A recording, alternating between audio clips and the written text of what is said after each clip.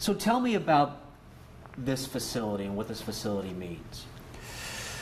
That's pretty open-ended, so let me take it in this direction. To me, one of the reasons why I came and why I'm here for 6 months is because Oregon has made an unbelievable investment in building the newest state hospital in the country. Mm-hmm. And to me, you and I talked earlier about liking a challenge.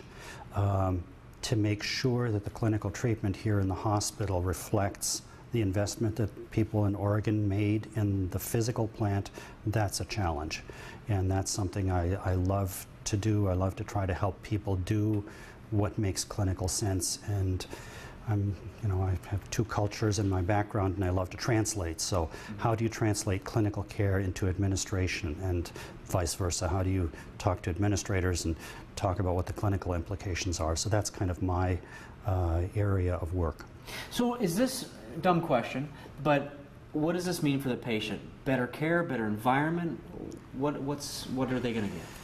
I'd start with better care, because the environment contributes significantly to care, and having a milieu or an environment that is in fact respectful at a minimum, it goes a long way to building trust and to building the kind of a relationship where people will disclose to you when they're struggling with mental illness, struggling maybe with decisions about doing the right thing or the wrong thing.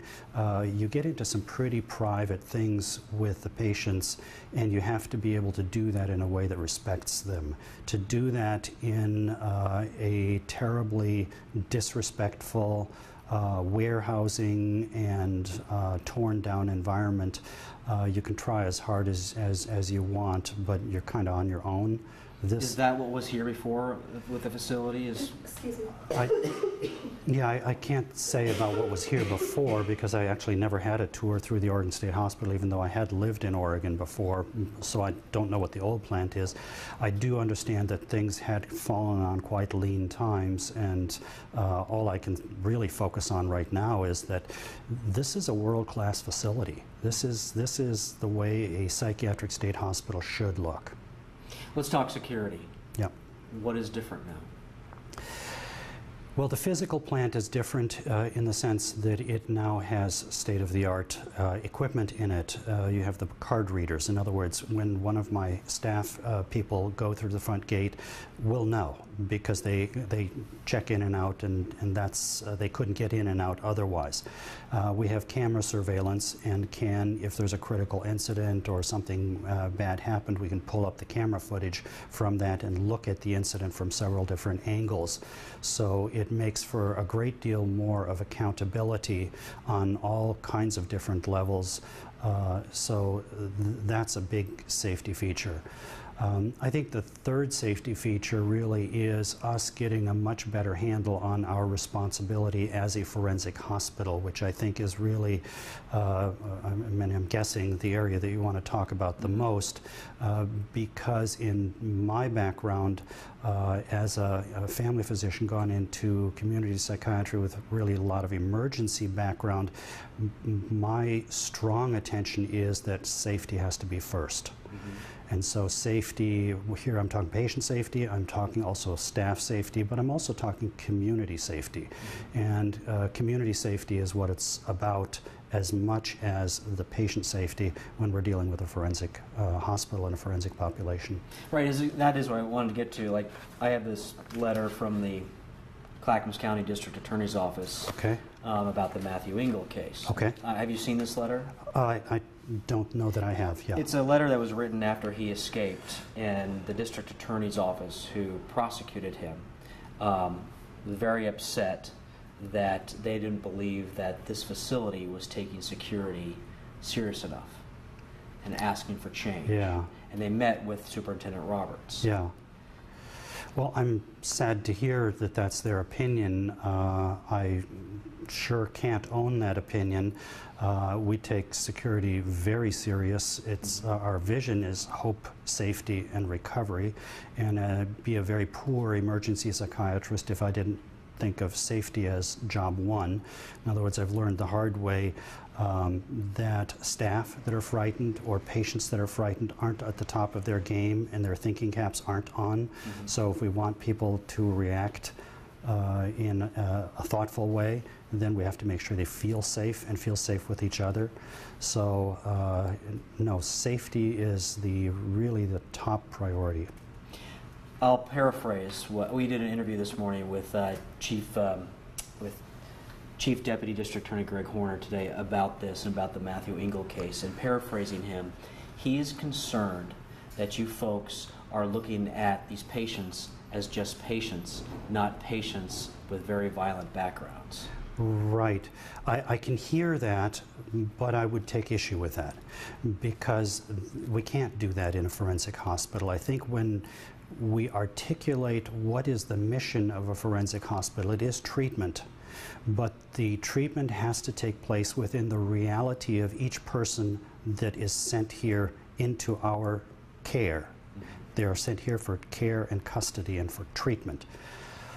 That means we have to understand the reality, and that means we also have to understand the reality of the crime that they were involved in. They may be guilty except for insanity, but there was a crime there. That means there are victims there. We have to have empathy for our patients, but we have to have a huge understanding for the pain and suffering of the victims as well. And to me, that's a shared responsibility of looking at both, that everybody from senior leadership all the way to the most direct care staff needs to understand, and that's really what we're working toward. I don't care if it's a mental health tech, I don't care if it's a psychiatrist, I don't care if it's the chief of psychiatry. Everybody needs to know when we're talking about a forensic patient and what it is that we're doing with them, we're trying to do right by the patient, but we also have to do right by the community. And those two things need to be in the same sentence. Does that mean that you've made changes? There have certainly been changes, yes. Like what? Well, the most immediate, I mean, this was right shortly after I came. So I came in August, and September 3rd, I believe, was the incident. The immediate first step that I did was to ask the question, why are people in the community? Is this a necessary part of their treatment? So I ordered a treatment plan review. And I sent a very clear message to all of the clinical teams, and the clinical teams are the ones that build the treatment team or the treatment plans for the patient. I sent a very clear signal to them that if the person doesn't need to be in the community for a treatment reason, they need to reconsider if that's the proper thing to do. So there was an immediate review of all of the treatment team plans that was completed.